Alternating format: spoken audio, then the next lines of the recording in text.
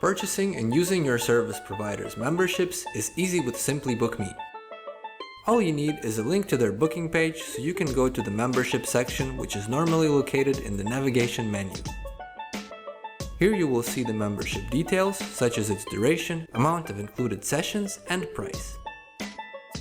Please note that if you check out using the Pay Later method, it will be required that your service provider manually confirm the payment before it is added to your account.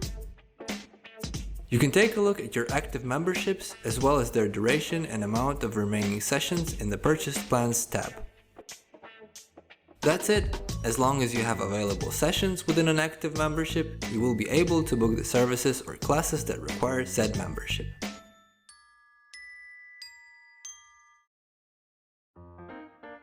We hope you found this video helpful. You can find more tutorials like this on our YouTube channel. Please do not hesitate to like and subscribe, as well as check the links in the description to follow our social media pages.